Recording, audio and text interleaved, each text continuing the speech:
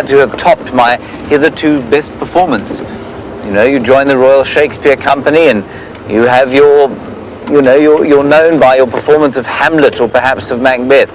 Me, I'm known by my performance of the Dust Bath and the Vervet Monkey. Marvelous. It is marvelous, isn't it, Brian? It's very nice. Each sort of performer has its own highlight.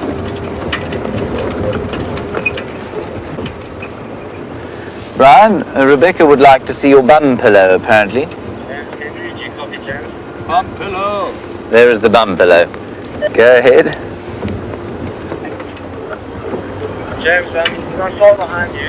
What is your thinking then? I'm going to do Ingwer Alley across to Philemon's Dip and then down to Treehouse Dam. I'm assuming Samwell is going towards the hyena den at this stage. Okay, copy. I'm sorry, birds. I really am sorry for the yellow-billed hornbill. I just frightened off the road. And what that yellow-billed hornbill was doing was eating the termites out of a piece of old buffalo dung. Now, just listen carefully. You can hear the psh, psh, psh, psh of an oxpecker, and that tells me that there is some form of antelope around here. That was the buffalo dung. There was a buffalo around here earlier. It was the most terrified buffalo I've ever seen. Brian and I thought, oh, well, that's a good start for the school drive. We'll stop next to that buffalo. And he took one look at us and scarpered into the bush like a terrified scrub hare. Pathetic. Pathetic it was, wasn't it, Brian? Pathetic.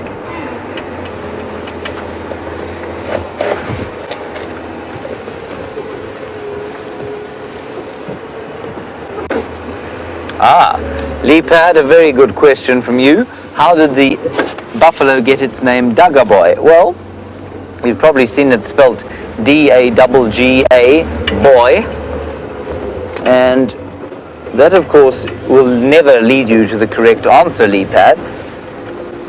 The word, you've seen them often lying in the mud. The Zulu word for the mud is umdaga. It's said D-A-G-G-A, but it is written D-A-K-A, umdaga. So an umdaga boy is a muddy fellow, basically, and it comes from the Zulu for the word mud, umdaga. So daga boy, a old buffalo bull who likes to lie in the mud. Righty, we're going to turn into the rapidly setting sun now, onto the aptly named road, Ingwer Alley. I have seen a number of Ingwer. Ingwer is the Shangaan and Zulu word for leopard. And I have seen Tingana there, I've seen Karula there, I've seen Tundi there. Paul, you want to know about Tingana? Any updates on him? Yes, we have tracks of him going up north, up this road from this morning. In fact, from early last night. Where they've gone, I'm afraid I cannot tell you at this stage. We have not managed to find him just yet. So that's where Tingana is.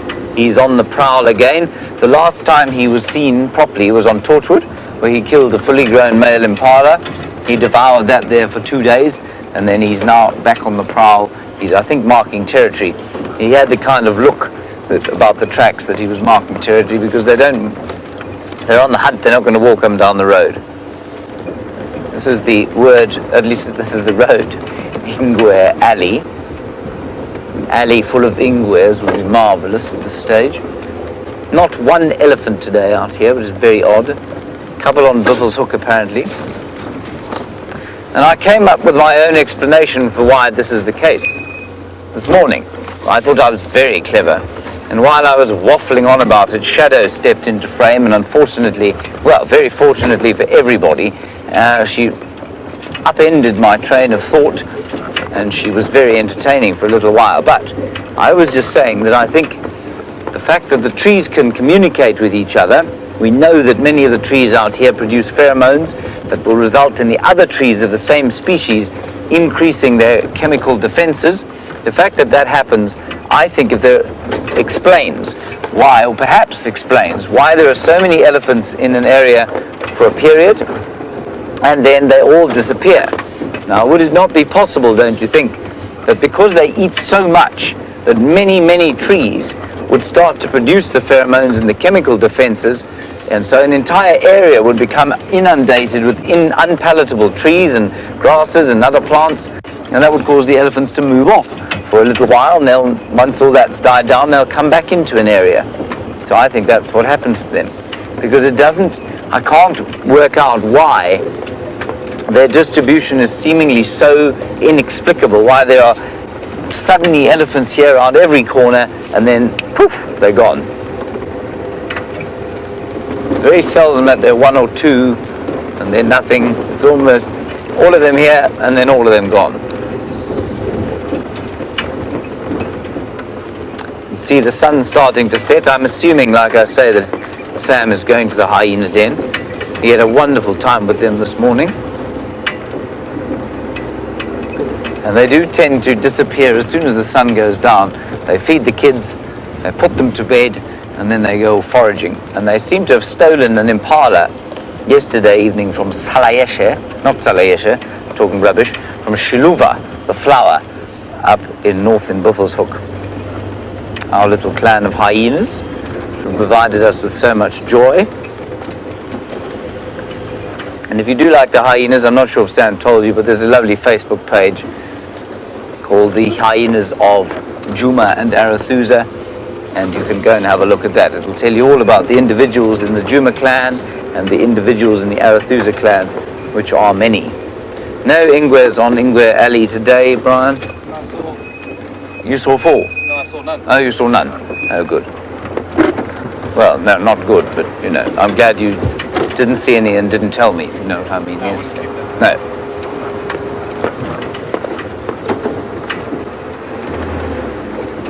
Unseasonably hot day today. It's just, I'm going to sneak around the corner here. I tried to have a sighting like this earlier. There's this Franklin having a dust bath. Don't go around the corner, you beastly little thing. There we go. No.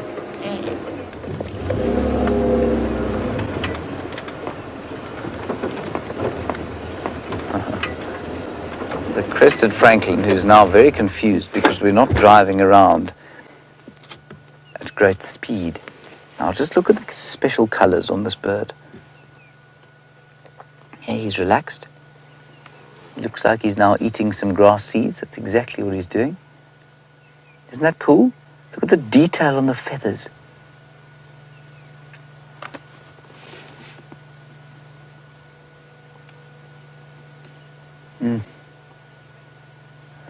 Look at that. I think that is just delightful. So they will eat seeds, they will eat insects. It'll be the largest things that they eat in this particular area. And of course, as the winter goes on, they too are going to struggle. And what we've seen twice now already, let's see if this one does it. They'll fossick around in the dung of the herbivores because there will be many, many different sort of termites and dung beetle grubs and that sort of thing in the dung. Just like a bush chicken, basically. Just to give you an idea of the size, they're eating buds as well. Buds off that sort of herbaceous plant. And see what it is. This is a wonderful little sighting.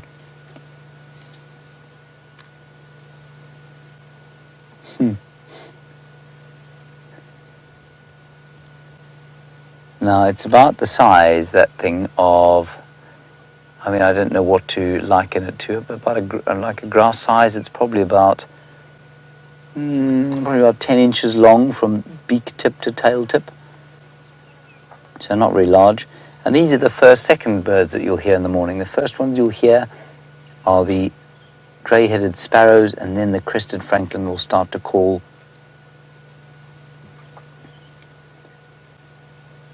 and it'll be the last diurnal bird that you'll hear at the end of the night as well, other than the drongo, second last diurnal bird.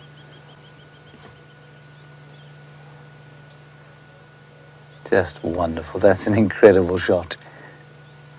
Hey, look at the drops of snow-like drops going down the back of its neck. We never get to look at these birds like this, you know. They normally live in groups which we call coveys, and covey, rather like the name game, which we use to describe the animals out here, is a hunting term for game birds. There, that's one of them calling. Not this one, obviously. I imagine it must be exhausting living a life like this, fossicking, eating all the time. Now it's nervous because it's had to come into the open, and there it goes into the grass again. That is a really, really pretty sighting. All right, Brian, let's go and see what else we can find around the corner. Isn't that nice?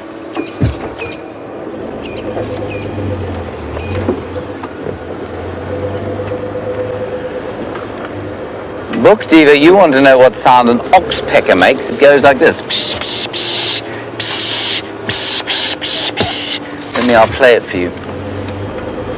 What is going on here? Let's go up this way. And the O for oxpecker. Here you go, Book Diva. This is what they sound like.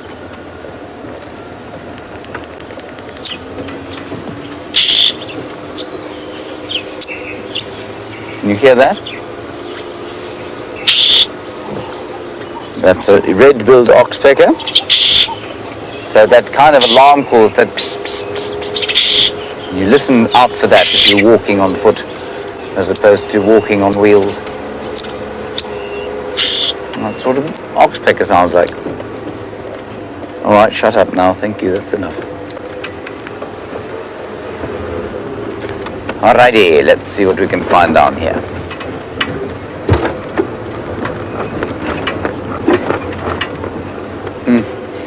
Dan, you say you've never been much of a birder. That's what most people say until they see their first bird and identify it. You say you're developing an appreciation for francolins and hornbills. Dan, I found, I wasn't much of a birder until I moved to the bush either, but what I have found is that a good pair of binoculars is the way to get hooked. Because once you start seeing the detail, like we were looking at the detail on that bird there, it becomes, it's a whole world of discovery. And so I would go out and get myself a pair of binoculars if I were you, Dan, and see if that doesn't inspire you to become a world twitching phenomenon. And I'm not sure if many of you have seen, but there's that film called what's it called? It's called The Big Year, where those birders run around the place trying to find the greatest number of species that they can in 1 year, and this is around the world. This really does happen. I'm not sure if the story is true or not, but you know, the tourism industry of birding itself takes in apparently more than $1 billion a year worldwide. So worldwide, people spend more than $1 billion flying around, staying in hotels and buying equipment to look at different bird species. I think that's phenomenal.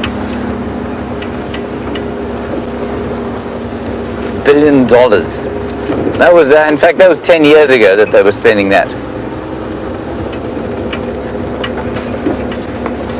So I've no doubt it's much more than that now.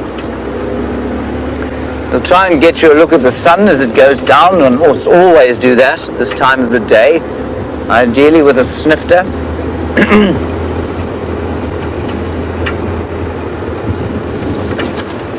I don't see any sign of shadow. Do you see shadow anywhere, Brian? No, alas, alas.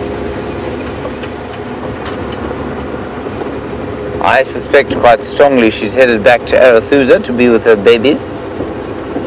We will start viewing her babies now, everyone, so if we do find them, we will happily view them. They are, well, they're a day off being 2 months old. So they, much like Karula's cubs, are now in a viewable state because we know that they can climb trees at 2 months old. That said, we will still be very sensitive and we wouldn't view them without their mother there with them. That will only happen when they're about 5 months old or so.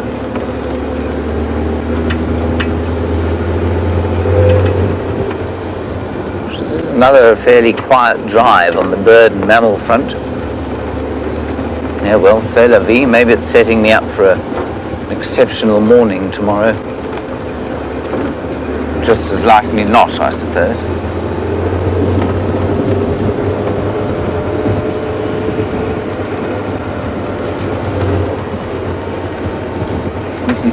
Thank you, X-Ranger, for your encouragement.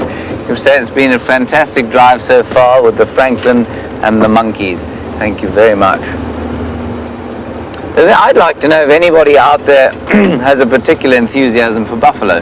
You know, we see buffalo all the time, and they are, well, I mean, they're known as part of the horrendously named Big Five. And when people come to Africa, they so often say, oh, we want to see the Big Five, until they discover that cheetah and wild dog and giraffe are not part of the Big Five. Does anybody out there have a particular fondness for buffaloes? I quite like them, but I get the impression that they're not that popular on the game menu. You like buffalo, Brian? Oh, I thoroughly enjoy it. You thoroughly enjoy them. Good for you. Yes. Right, we're going to go through the clearing over here and see if we can see the sun going down over the Drakensberg Mountains, and maybe Shadow will be basking in the sunset.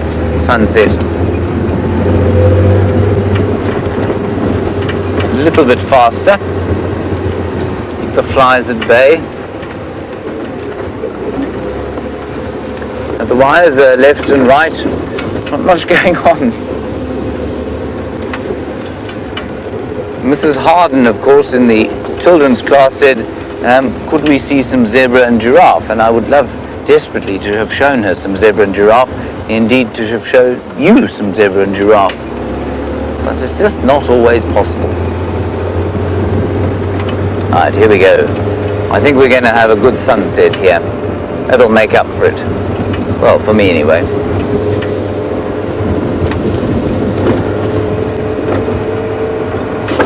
Around the corner we go.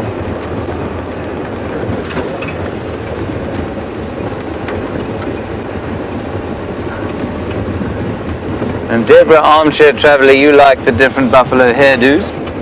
That's good. See if we can see any buffalo hairdos off to the right-hand side there. Or any shadows, indeed.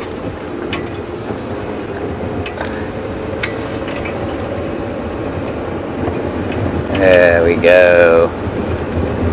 We're coming out into the clearing now, everyone. You'll see the bush disappear. Deborah, I enjoy the different hairdos very much, especially Taylor's. Taylor's hairdo is spectacular. Oh, Brian, look at that. Just marvelous.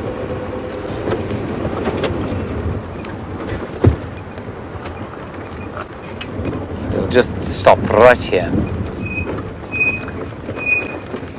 I will take another world-class photograph with my phone.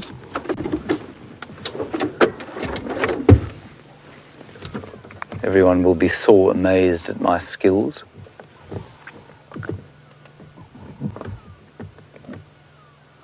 It's almost the same as Brian's picture. There we go. Oh, that one was squaff. There we go. I can hear some elephants. Finally. Isn't that pretty, everyone? Now, we were asked about the northern Drakensberg today, and somebody said if we've asked if we'd seen snow. I've seen snow over there, basically where Brian is showing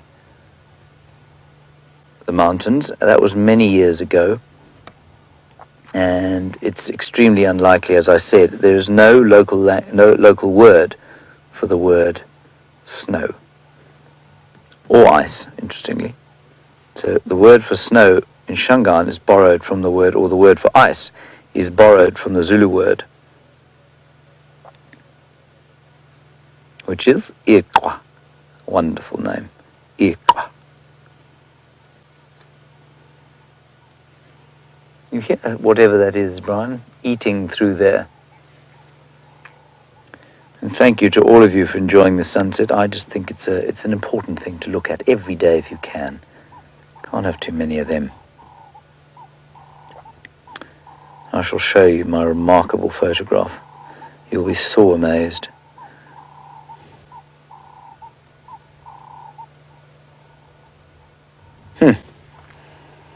Not quite as good as the one Brian's getting you. Sorry, that is the flies attacking me yet again. Not sure why I attract their attention so much. I've just noticed my photograph is blurred. Let's carry on.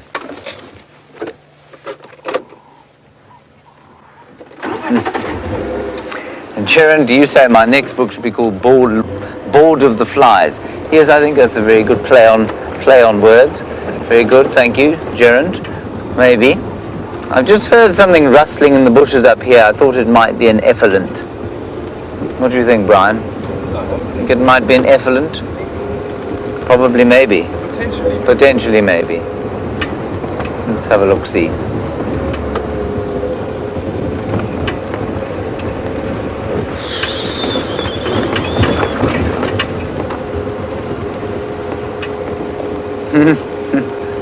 Maria, you would like to look at the stars again tonight? Yes. Oh, that's what it was. It was this idiot rubbing his horns on this bush. Go on, do it again then.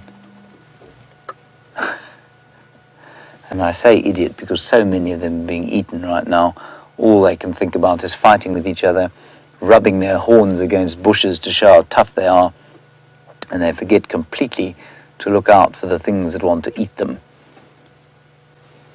Maria, we can absolutely look at some stars tonight. You say it was actually quite cool. You seem to be quite surprised that it was quite cool, Maria. It is amazing what this camera is able to do.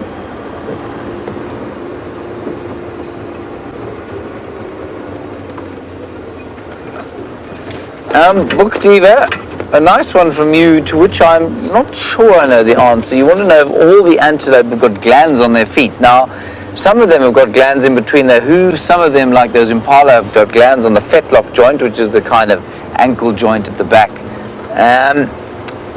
I'm going to say most of them, I think, do have what they call interdigital glands between the sort of cloves of the hooves, and that's why they paw at the ground and they leave a scent there. So yeah, I think most of them do.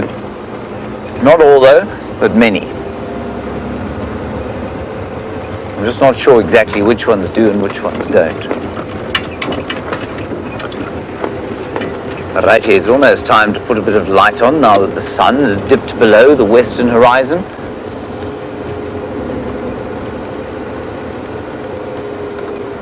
Right, Sam has just arrived at the den of scavenging hyenas. Let's head across there.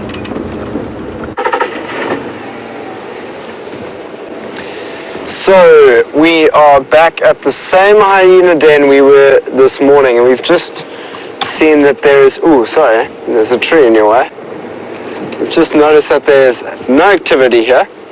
So what we're going to do is, we're going to go round to the other den, and just to see what might be happening. I think what the situation is that is going on is that the young cubs are inside the den itself and the elders are not here. Oh, hold on. There they are. The elders are here. There they are.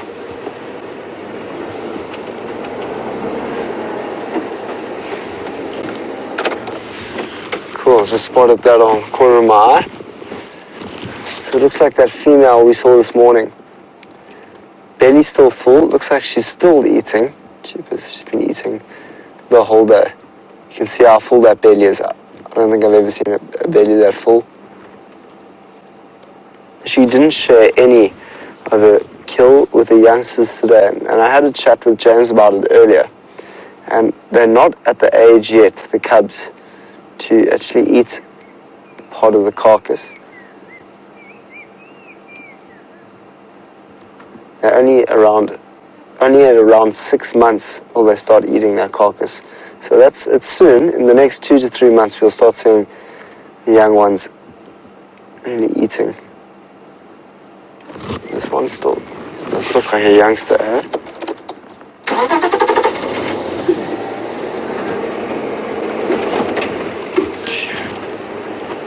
We're going to see if we can get a little bit closer, because they definitely are eating something there.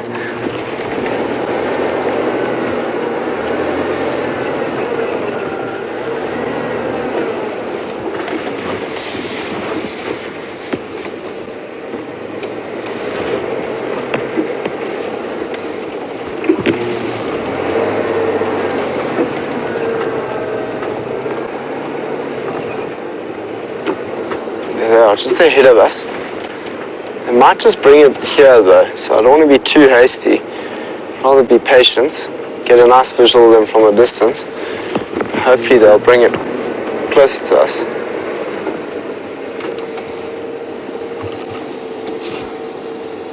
They're definitely feeding on something.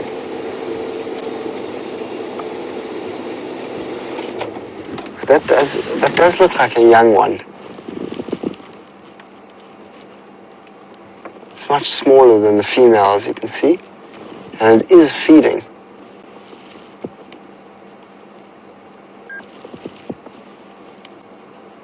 So there was one that was born in November, 2 in December, 2 in January. So the one born in November, so it's November, December, January, February, March, April, May. So that's just over 6 months.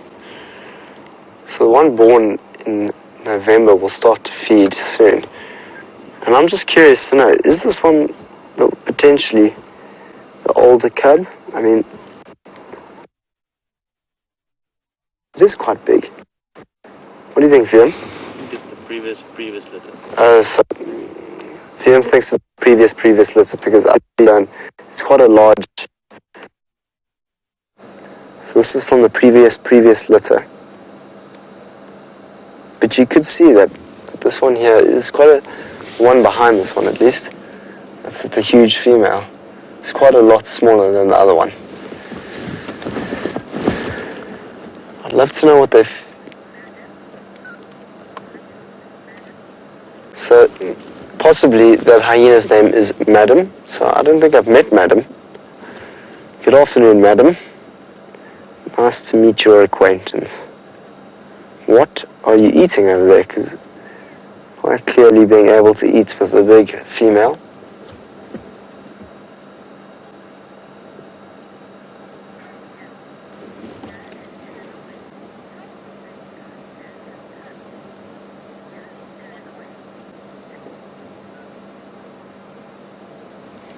Mia in Illinois wants to know, how often will hyenas have cubs? That's a very good question, Mia.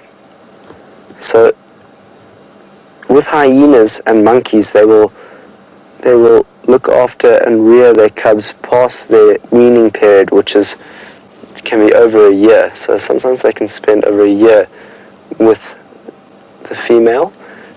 So sometimes they won't have another litter until that litter is grown to a position where it is independent on its own. And as soon as the female becomes a little bit more independent from those youngsters, it will go back into estrus and have the ability to mate. So it's all very dependent on how things are working within the clan itself. But it's a good question, Mia. I'm definitely not positive on what the exact dates are of when it can actually do that. So, but now we can really see what is in the mouth there. What do you think that is? I can just see it from here. It looks like... What is that? So it could be walking around. It's now behind the thicket here. What do you think that was, Vian? She's at the den, Oh, she's at the den. I thought she was going around the thicket. I was too busy looking at the screen to figure out what she was holding in her mouth. This could be interesting to watch. All the cubs are out now. It looks like they want to feed. Cheetahs, we've had an exciting day with the hyenas today. There go the cubs. They're looking like they want something to eat. Is she going to let them feed? I doubt it. But it would be interesting to see how she behaves around them. Just going to get into a position where we can view them. Don't want to scare them too much.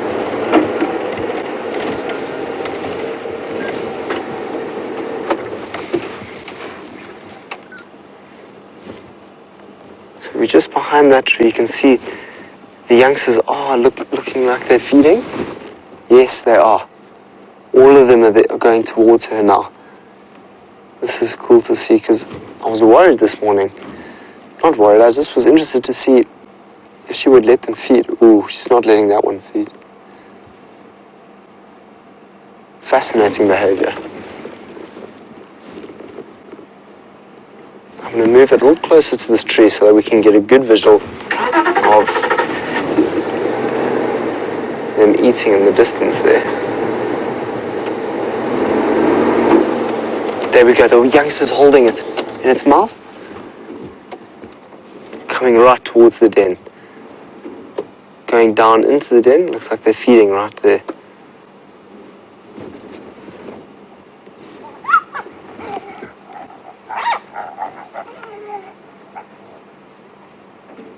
So a little bit of aggression towards one another as they're trying to feed.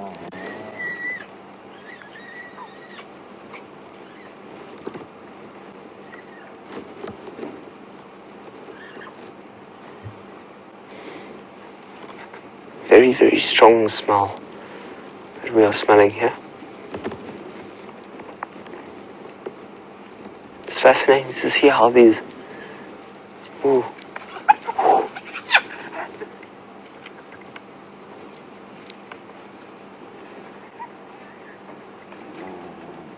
A brutal attack on one another.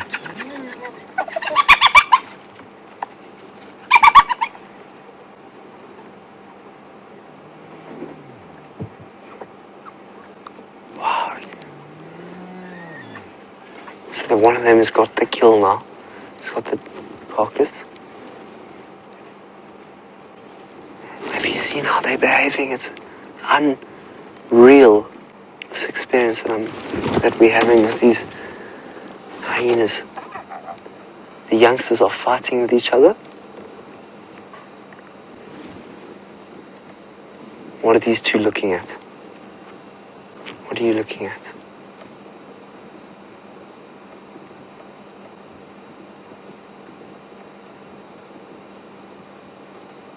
The aggression that they had against each other was very, very intense. Could you hear the sound of that hyena? That young hyena as it cried when it was getting bitten. It sounded like it was going through quite a lot of pain. There you could quite clearly see again that belly of the female. But look, the mother's now going in the direction where these cubs were looking. I wonder where they're going. Potentially the rest of the kills there that they've brought back. Now the one's going off to go follow mom. Are the two here that are eating? Let's go. It's exited now. There's something down there. But let's go back to this. Look, they're going again. They're fighting over the kill.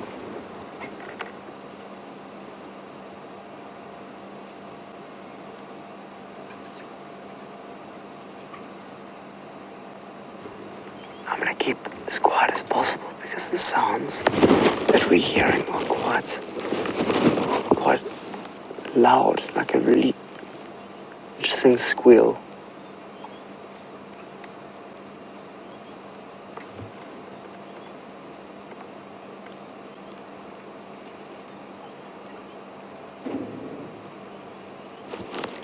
I've never seen behavior like this before.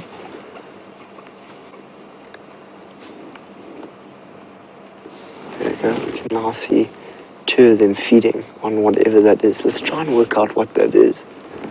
Backbone. It's the backbone, VM thinks. The backbone of whatever animal it was. That looks like a delicious meal for them.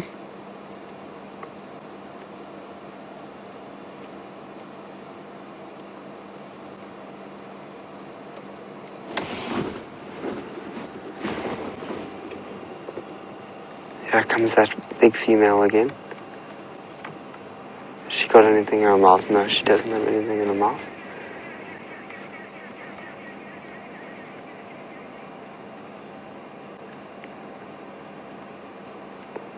One thing that I am enjoying to watch a lot is the interaction between each of these cubs with the mother. Each of them almost seem like they've got a very, very different relationship. Ooh, 2 cubs just pushed the mother down.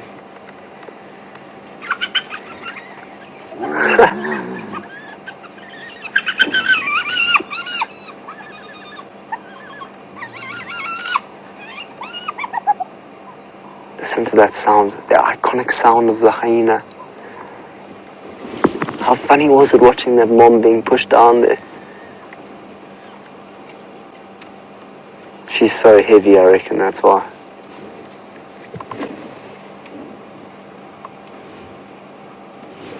So there goes the big female. I don't know what I would feel like if I was that full.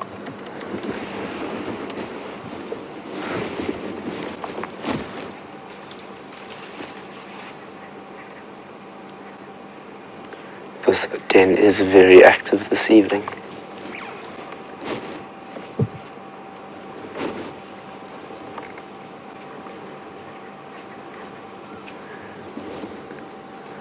So the 2 are now standing outside the den. There's another one that's coming towards the den now.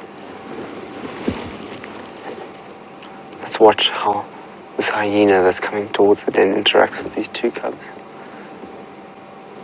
I don't think he's coming. Is he just... There he comes. He's got something in his mouth.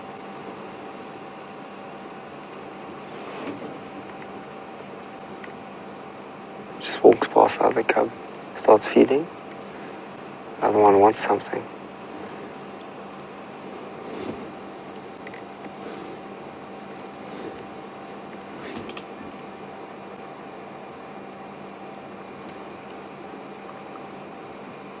That was a very, very high-pitched squeal that we heard just now from one of those hyenas.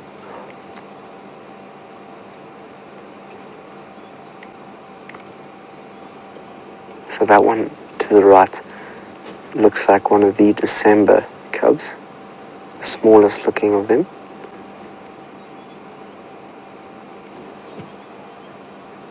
I wonder where's Madam got to? So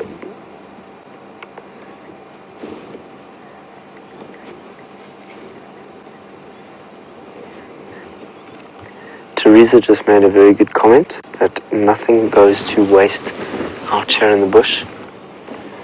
Teresa, we were chatting about the way in which hyenas were a bit earlier, and they are opportunistic hunters as well as scavengers.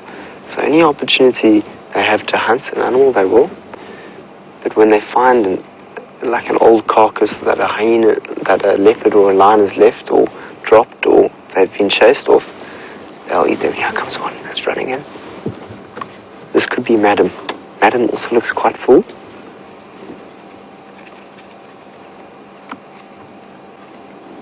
What's Madam doing?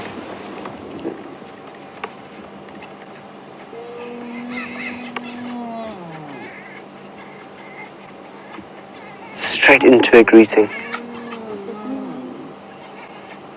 What on earth is that sound? So Madam is the matriarch. What?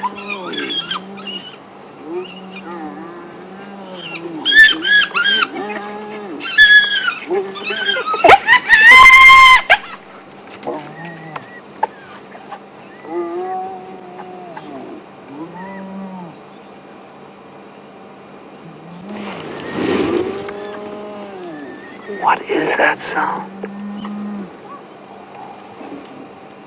What is going on?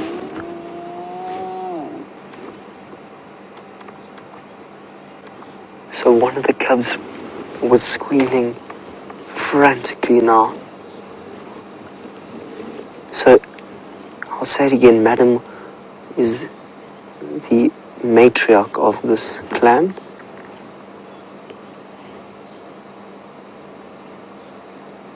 So I'm starting to get to know this clan a little bit better.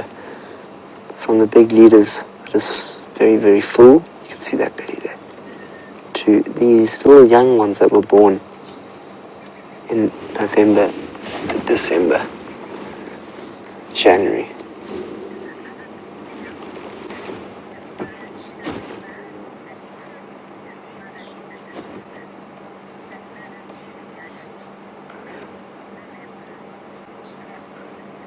Twitty, November, Corky, December, and Madam. Pretty, so it's Pretty, Corky, and Madam. Pretty was the mother of the November. Corky was the mother of the December. And Madam was the mother of the January cubs. This is the second time we've been at the den today, and it's been highly active.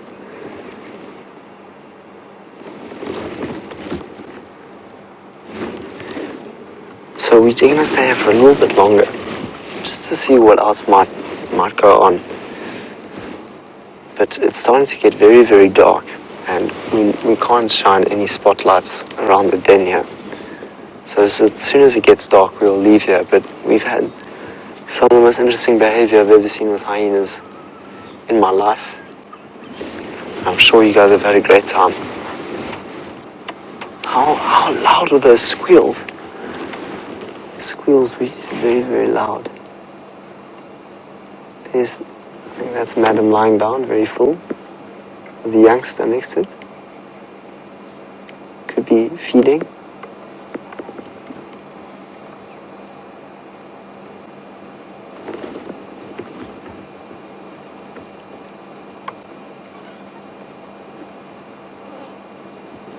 I think there's still a number of them that have gone down into that hole since that last hyena came here. So that hyena came here, caused a whole bunch of havoc, and 2 or 3 of them would chase down one of these holes, which was strange behavior. Strange is the wrong word. It's rather the behavior that could be from the influence of a mother.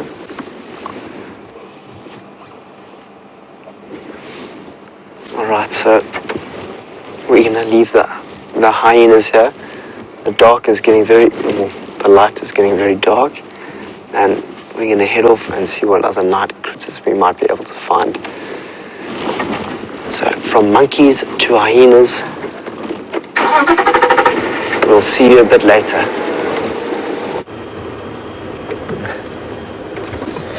The night has fallen, everybody, on the Lowveld, and our luck has not improved, has it, Brian? No, it hasn't. Brian, do you think that the universe is spitting upon us?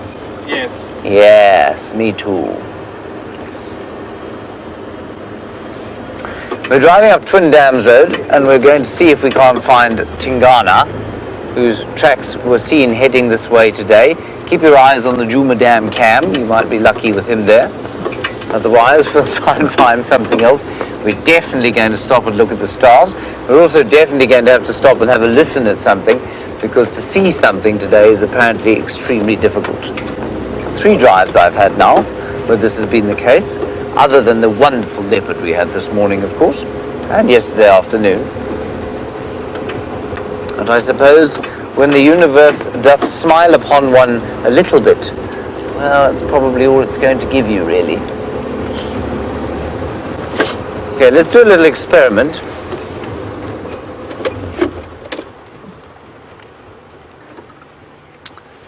What we're going to do is just stop here, and Angela, I will answer your question. In Boston, very nice to hear from you, all the way from Boston. I want to know when we last saw the Ngahuma Pride. I don't know when I last saw them, but they're on Buffelshoek now, so they're there. They're not far from here. And given the activities of the Salati coalition and the Talamati pride from up there, it wouldn't surprise me to find the Birminghams and the Guhumas coming south sometime during the night. All right, we're kind of on a ridge crest here. What I would like you to do, I'm going to be quiet for 20 seconds. Just listen here, and then we're going to go down into the depression, and you can listen there as well.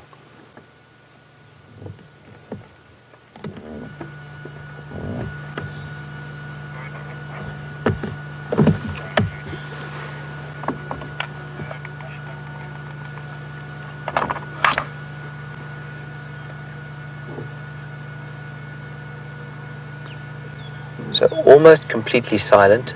You can hear a lot further, so you might be able to hear the odd tweeting bird, the odd drongo, maybe a francolin or two. It's a long way from where we are now.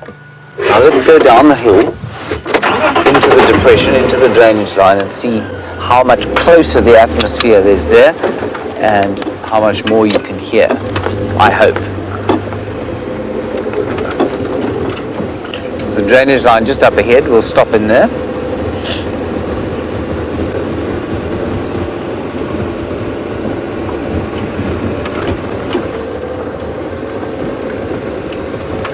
Right, let's roll down here. No, we won't roll down anywhere. Let's go. Let's keep going, everyone. Now we can roll.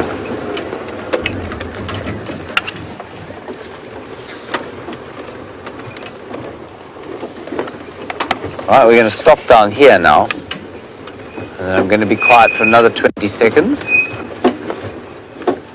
the lights off. See how much darker it is here. Obviously we can't see the sun or the embers of the day.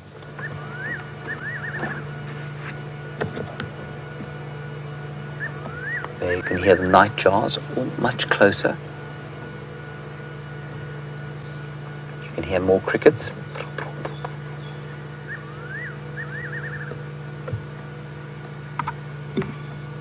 Last francolin calling as it climbs into a tree for the night. And the air, which you can't feel, but I'm just going to give you an impression, is cooler. There's a sense of coolth about the air because, of course, as the sun goes down, so the hot air is going to lift out of these depressions and up onto the crest areas. So it just feels closer. And in the morning, this will be much cooler. There'll be lots of moisture over here. Quite a big difference, actually. I'm surprised it's that big, and it'll be even bigger on a higher ridge crest compared with down in here. Very nice.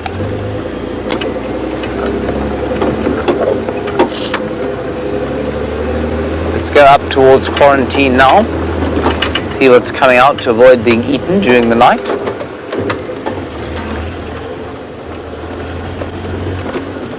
I do hope that those Nkuhumas do come down here at some stage. We've been hearing them calling at night, and the Birminghams also, but always at such a distance. No word of the dogs since they left us 2 mornings ago and went into the Manuleti. So I don't know where they are.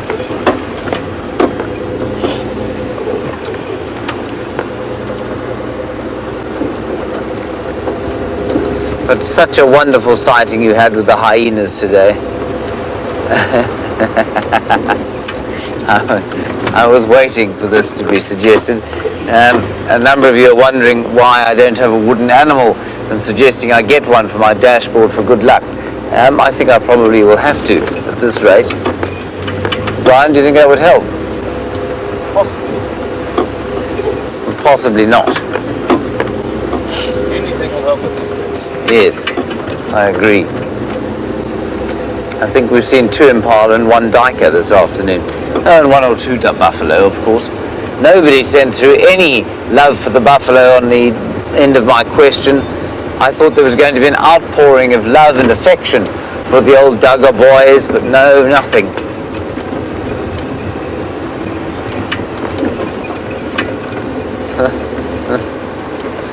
A few shout-outs about the buffalo hairdo, says Kirsten, but that's it.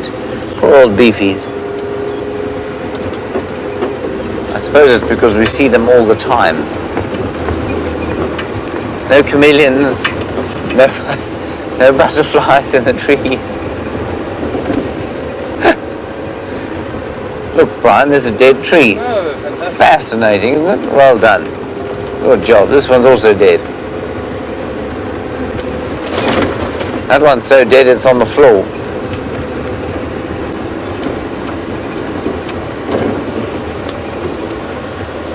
Oh, listen, Brian.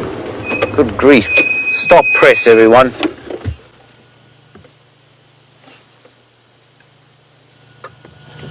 It's a rain locust, which we only hear every night.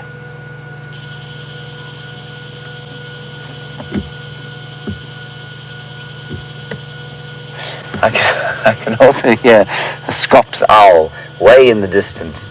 Bloop, bloop. Scops owl and rain locust. Brian, our cup runneth over.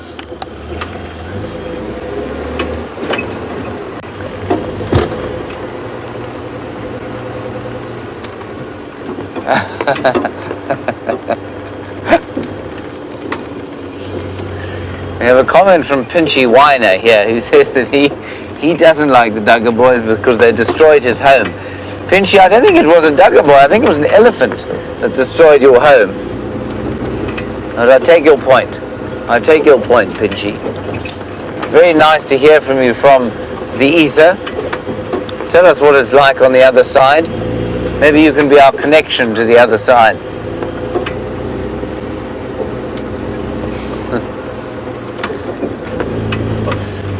Brian, I'm tempted to ask you about the question that James Bear asked me last night about UFOs. Now, you've seen them day and night, have you? I have indeed. And when in the night time? Have you seen them out here? Not out here so much. Okay. Only, it's more over cities I found. Right. To see them. Now, I must just reiterate at this point that Brian is not talking about aliens, are you, Brian? No, in the literal sense, I've seen things flying around up there that I don't know what they are. So an unidentified flying object. Told you, James. I knew that Brian wouldn't let us down. I got footage of it, that was all. Yes, you did. Amazing. Right, and now it's getting stuffy and hot again as we go up towards the top of the crest. There's all that hot air from this very dry, dusty day is now starting to come up onto quarantine clearings, where we will have a look at the stars.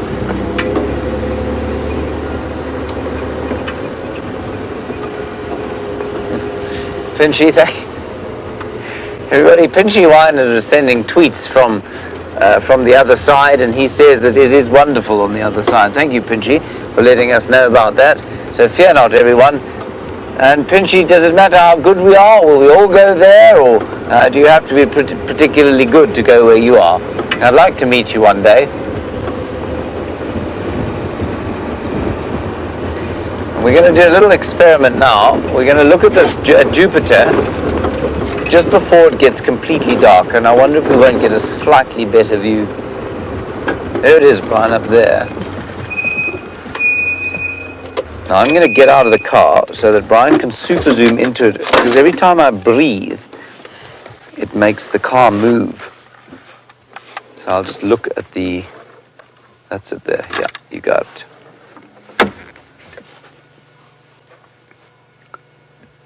Any moons? There they are. Yeah, you can see 4. You can see 4 moons today, everybody. Look at that. Okay, hold on, let me make it brighter. So that's Jupiter. And like I said, I've got out of the car because this, once you've super zoomed all the way in here, even the slightest... Wow!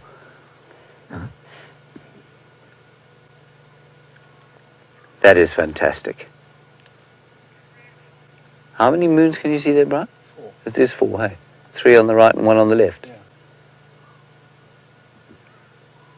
That's incredible. Is that full? Is it optical and No, digital? just So that's just optical zoom. Now, yesterday, what Dave tried, which was to use a digital zoom, which would take us in further than that, but you did notice how the picture kind of broke up a bit. That is unbelievable. That is the largest planet, of course, in our solar system. And I don't know if any of you have seen pictures of Jupiter. I suspect many of you have. There's a big red spot on it, and I remember this fact from my primary school days. The Earth would fit into that little red spot on Jupiter 4 times. So it is immensely, immensely bigger than the Earth. That is so awesome. I think, Brian, that's probably all there is out here at the moment, except I wonder what this would look like. Can you see if you, is that bright star above us possible to do? Or shall I move the car? We're going to have a look at Sirius, everyone. Sirius, of course, is the dog star, the brightest star in the night sky. Brian's just going around to see if he can get up there. It's not easy to see it with your eye and then actually get the lens to face in the same place. You're catching there. So what should we do? Other angle? Yeah. We'll just move back a little bit to see if we can't get a view of Sirius. I can't wait till some of the other planets come into view. Should I change the angle slightly? Will that help? Or the other way? That's going to make it worse.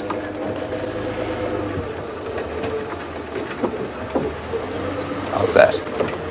Good? Let me get out the car again.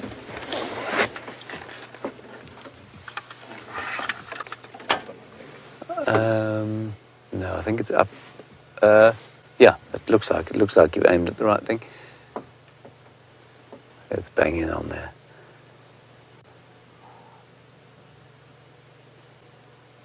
That's the dog star.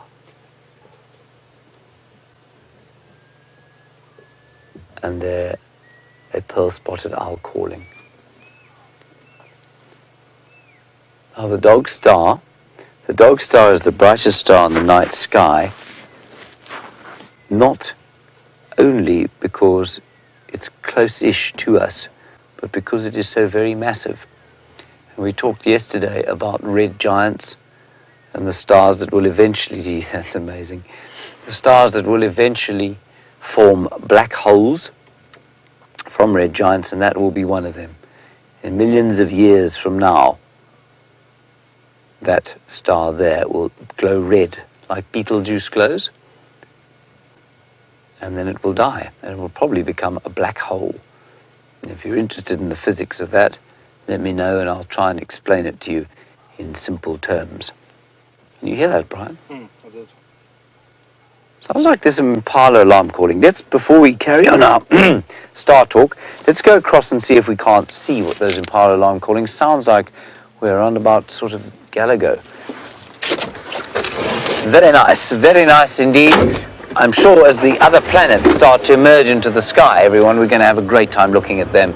And of course at the moon, our own satellite. 67 moons, we were informed yesterday, around Jupiter.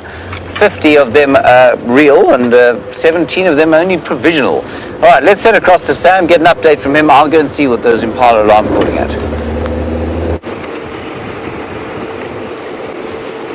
So I'm told that you've just spent some time with Jupiter and the many planets or stars that are around it.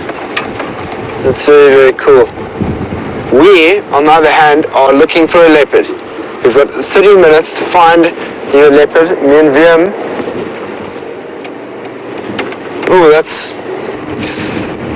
Barbara's asking, are there any fireflies here? I haven't seen any fireflies. I know that we do get sometimes. Do you know what time of year that is, VM?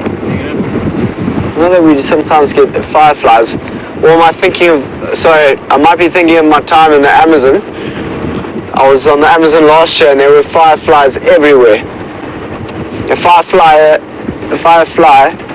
in Brazil is called a vagalume, and I travelled with a group called the Vagalumes down the Amazon River, doing storytelling with children along the banks. So that was the last time I spent with a firefly. There were so many, it was incredible. I'm actually not sure if there are fireflies here.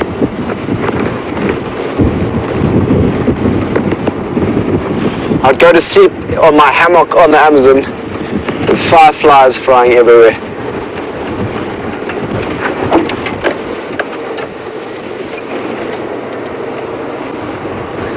If I got that name correct, I think it was 5min.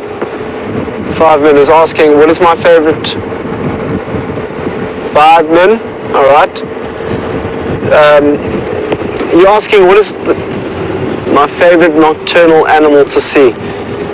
Do you know, as I say, I don't have anything in specific that I love more than the other, but a pangolin is something that I haven't seen before, and I would really, really like to see a pangolin. Really, really, really like to see a pangolin.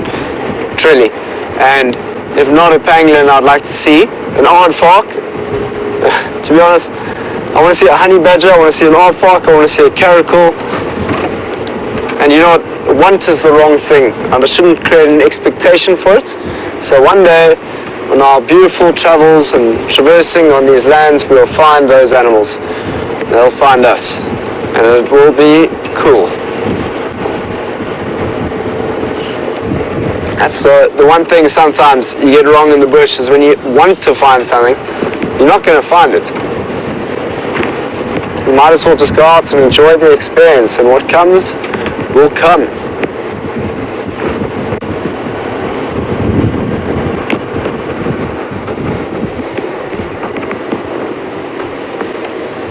I wouldn't mind finding another flap-neck chameleon.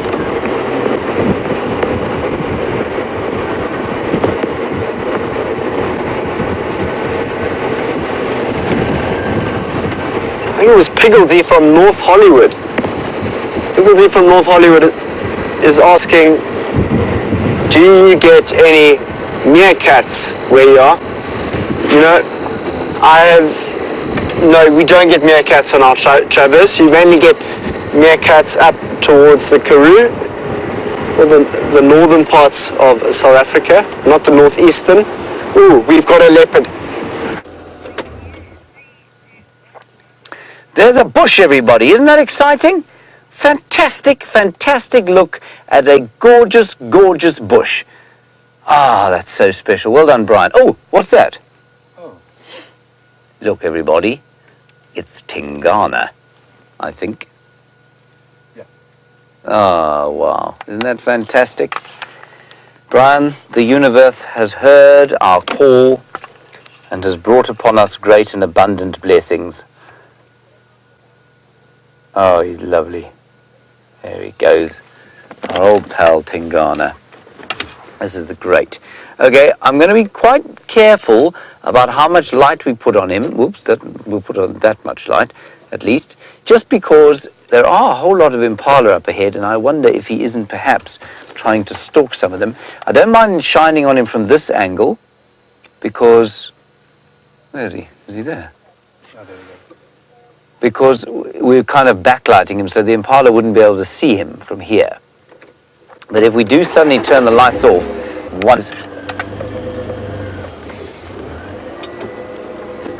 I'm just going to call it in on the radio, everyone.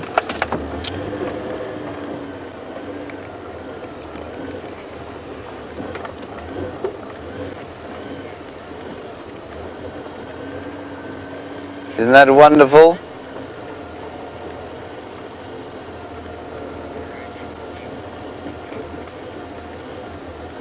He's definitely using that.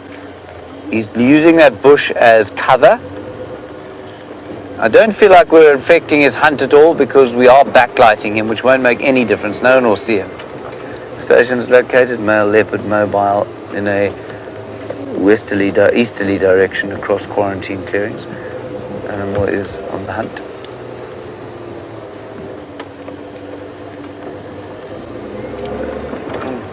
Talking so much on the radio that they can't hear me. Now here's where we're going to have to be a little bit careful.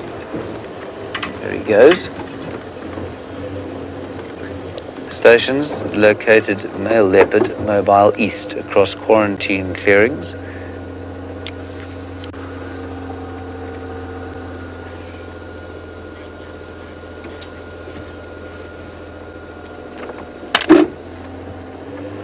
What I want to do, everybody, I know I just want to go this side of him because I don't want to light him up for the impala. If we go this side of him, we will backlight him and they won't be able to tell the difference. They'll just see the car.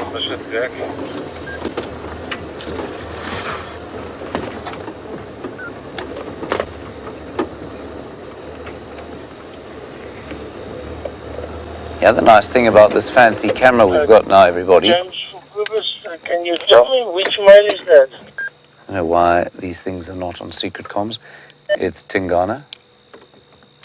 Okay, man. Good work.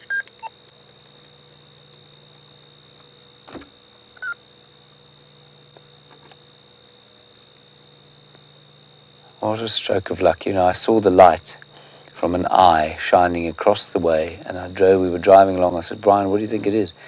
He said he thought it was a leopard. I said I thought it was a duiker. Well, Brian, well done. Thank you. Though it's kind of got a fancy stabilizer, so we can drive and watch him at the same time, sort of, without you getting too seasick. Just a mild nausea, perhaps.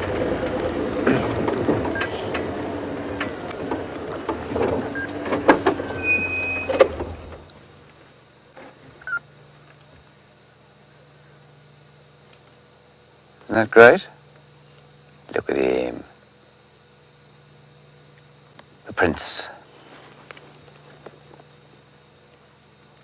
I suppose if Karula is the queen, he must be Prince Philip, not so.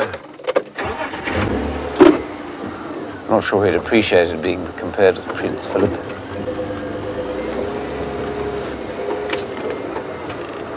So he's gone to ground now, having a little bit of a groom. I'm going to put the slightly softer light on him, everyone.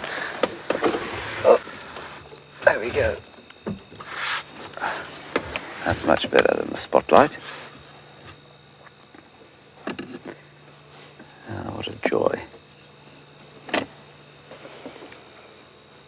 Well, 2 leopards in one day, it makes up for everything else we haven't seen.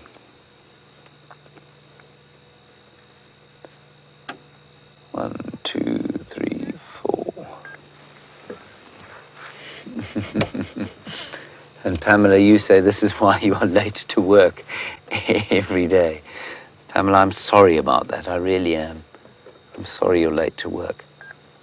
But what can we do? Here's Tingana. Look how perfectly hidden he is there in amongst the silver cluster leaf. Those saplings are hiding him. Now, his view, of course, of the clearings in front of us will be profoundly better than ours.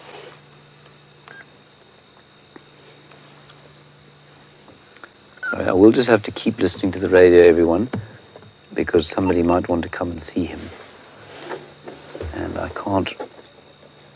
for some reason, what we call the secret comms are not working, so you might have to listen to them.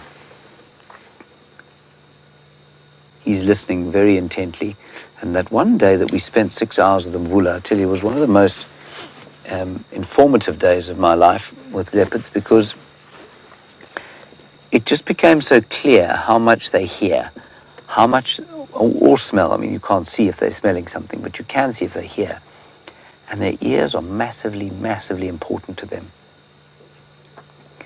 And we watched Mvula catch a monitor lizard, having heard it probably about 30 meters or 100 feet away from him. And he walked straight to it and grabbed it. Nice punch there, Brian. Thank you. Good job. There you can see the 4 spots that he's got, just above the whisker line. He's a 4-4 male. He's got 4 on this side and 4 on the other side.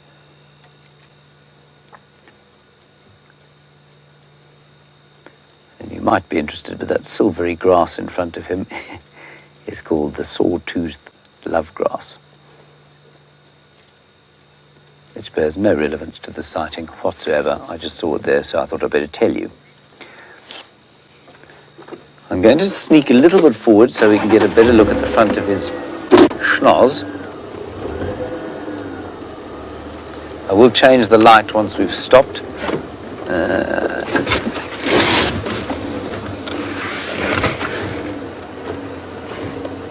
Say when, Brian.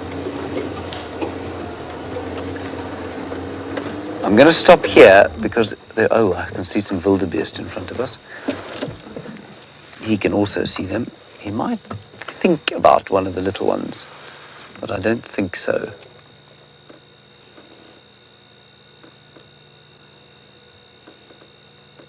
Okay, everyone, I'm afraid. I'm just going to look where the wildebeest are looking. If they're looking anywhere near this way, I'm afraid I'm going to have to cut the lights.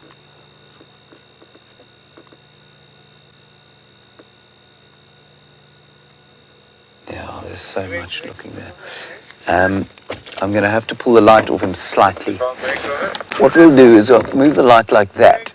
Can you still see him, Brian? I know that's not a great picture, everyone, but what it has done is move the light off him slightly, which means that those wily impala and wildebeest will really struggle to see him. And Mvula, a little bit off to the east, well, he's pretty much lost his territory now, I think. Maybe he's still knocking about to the east there. I'd say he's probably about 10 kilos lighter, 70 kilos, maybe 75.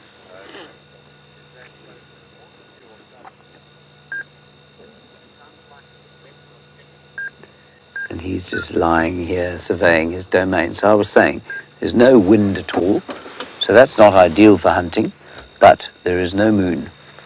And when these lights go down, it will be perfect hunting conditions for him.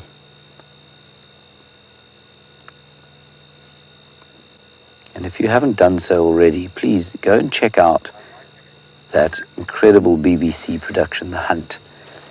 And what you see, and I think it's the second or third episode, where they hunt through the forests. What you see is the movement of a cat's foot on the vegetation, how incredibly careful they are about where they place each footstep. So he will walk across this clearing being completely cognizant of anything that might give away his position, such as a crunching leaf or a breaking twig.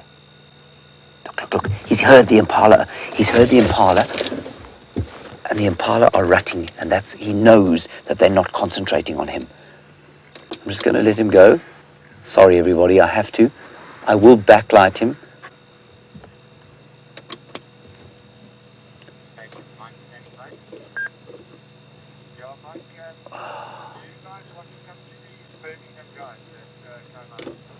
Sorry, everybody. That's just the way it goes, I'm afraid. We're just there. You can just maybe make out his shape. There we go. We're going to follow him. As soon as he heard the clashing of impala's horns, he knew that they weren't thinking about him, that they weren't thinking about anything other than each other. Okay, we'll stop here, I'm afraid.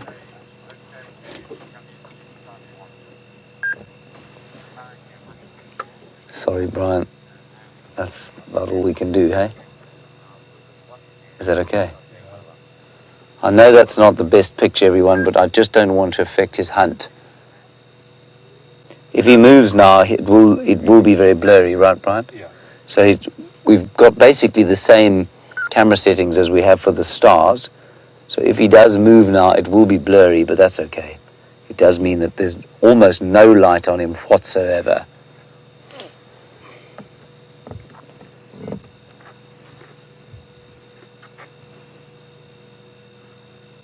Isn't that amazing how he heard that of the impala's horns smashing together, and he thought, I know what you guys are thinking about, and it ain't me.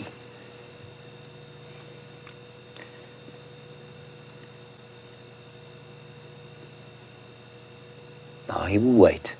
Did you see how he looked a little bit blurry as he lay down there? This is what a leopard does best. A waiting game. I can just see him with my bare eyes, but hardly.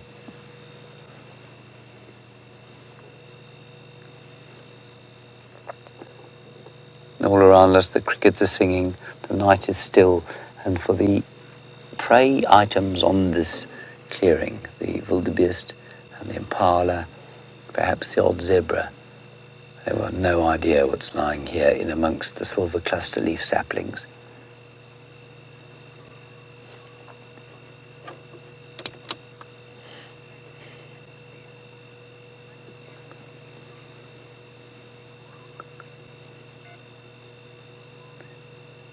It's actually quite a nice picture. Just imagine now, everyone, that you are an impala and you are going into the night. Your night vision is better than ours, so you'd probably, if you look directly at that animal, that's probably the view you'd get. Because you're used to the area, you would know that that shape meant trouble. But he's so well hidden behind that silvery love grass and the annual flowers there that I don't think even if they looked directly this way they'd see him. I can see a few off to the right-hand side, just moving off towards the south, not running, just moving to where it's clear. And those look like females to me. And we did see a big herd of rutting males earlier. I just think it's fascinating. You know, you read in the books that a leopard and a lion and all of the other predators will go for rutting males. And we've seen it. We know that Shadow and Karula have killed rutting males before. And he reacted immediately. Cat in Tampa, you say, stars and spots forever. Indeed, stars and spots forever with this new camera. We wouldn't be looking at this leopard like this with the old one.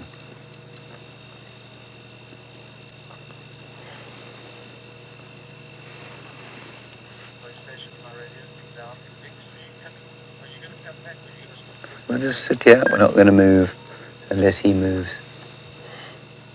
And with any luck, I know we've only got about 1.5 minutes left with you.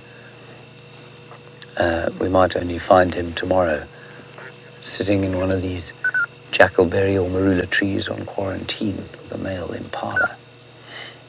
Now, eventually, of course, we will be able to view a hunt like this completely without affecting it. We'll have a long lens and a full night vision camera. But at that stage, we're not quite there. We could use infrared. It just looks so horrible, though. You can't see the magnificent colors.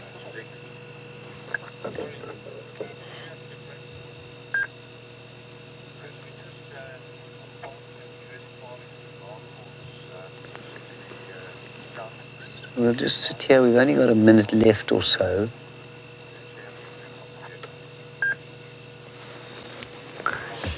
So while Tingana sits there and hunts into the night, I'm going to say goodbye to you. Big thank you to all of you for joining us on what was quite another quiet drive. Thank you for talking to us. Wonderful that Sam had so much great stuff today. I think it's been a real confidence booster for him, so thanks for that. Big thank you to Brian. Thank you, well done, Brian. Big thank you to Sam, of course, who's not going to close because we've been looking at Tingana. And, of course, he was being filmed by Viam. Thanks to Kirsten and Louise in the final control. We will see you all tomorrow as the dawn breaks in Africa here at 6 o'clock. Until then, keep safe and happy. Bye-bye.